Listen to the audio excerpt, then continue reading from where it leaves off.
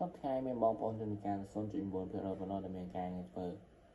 ហើយបងប្អូនជំនាញការដែលមិនមានការធ្វើមិនមែនដោយសារតែពួកគាត់ខ្វះសមត្ថភាពទេប៉ុន្តែដោយសារតែខ្វះការមើលឃើញពីសង្គមខាងក្រៅ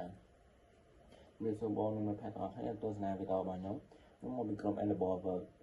ហើយសមាជិកពួកយើងគឺមាននៅក្នុង slide តើបញ្ហាអ្វីខ្លះដែលបងប្អូនជំនាញការជួបប្រទះសប្តាហ៍នេះ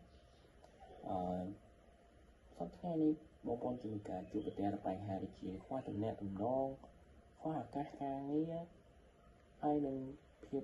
ពិបាកក្នុងការធ្វើសកម្មភាពមួយចំនួនដែលពួកយើងមិនធ្លាប់ជួបប្រទះ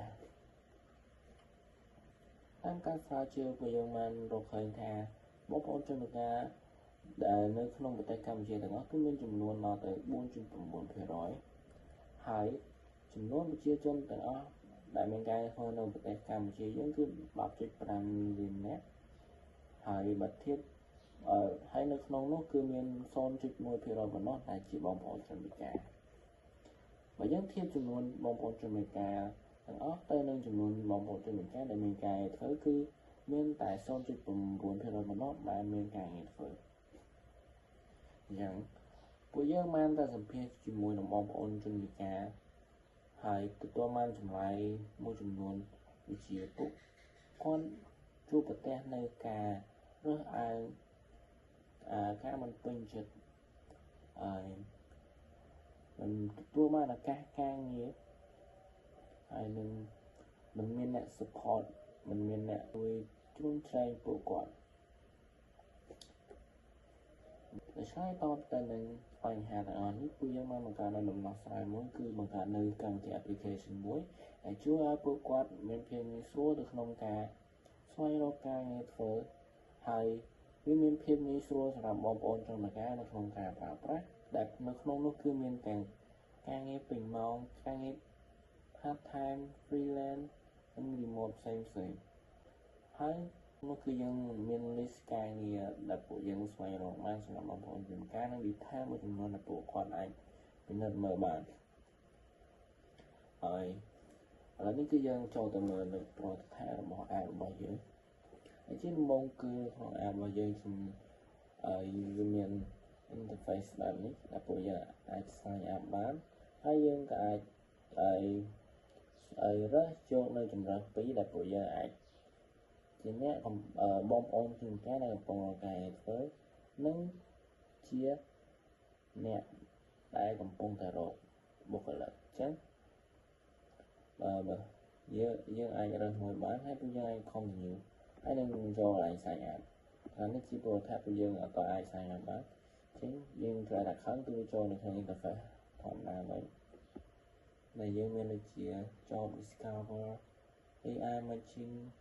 ហើយចុះដែលយើងបានសេទុក upload CV connection និង something else យើងអាចចូលមកបានសម្រាប់target customer របស់ពួកយើងគឺពួកយើងផ្ដោតទៅលើពីរប្រភេទធំគឺទី1ទៅលើអ្នកដែលកំពុងតែស្វែងរកការងារធ្វើដែលជាបងប្អូនជនពិការដែលគ្រប់អាយុនៅក្នុងការធ្វើការនិងមួយផ្នែកទៀតគឺខាងអង្គការឬក៏ business ផ្សេងដែលពួកគាត់ត្រូវការបងប្អូនជនពិការដើម្បីធ្វើការងារឲ្យពួកគាត់អញ្ចឹងពួកគាត់អាចដាក់ការងារសម្រាប់ឲ្យបងប្អូនជនពិការដើម្បីដាក់ពាក្យធ្វើបានហើយសម្រាប់អ្វីដែលពួកយើងផ្ដោតអតិថិជនរបស់ពួកយើងគឺបង្កើតនៅកម្មវិធីមួយដែលអាចស្វែងរកការងារឲ្យបងប្អូនជនពិការអស់ធ្វើបានហើយនឹងជា application មួយដែលមានភាពងាយស្រួល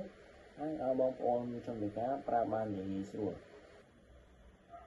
សម្រាប់ការសិក្សាទៅលើគូប្រកួតប្រជែងរបស់ពួកយើងហើយគឺយើង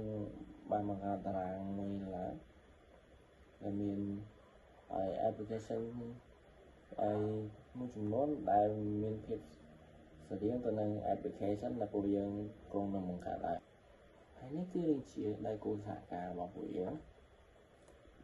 សម្រាប់ role member responsibility នៅក្នុង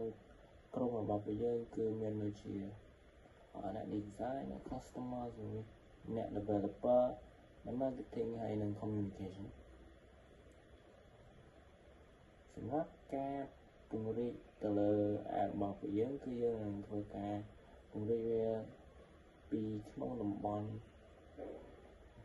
ឡើងទៅទូទាំងប្រទេសនិងពួកយើងនឹងពង្រីកទៅលើទៅកាន់ global ផងដែរហើយអរគុណសម្រាប់ការទស្សនាវីដេអូរបស់យើង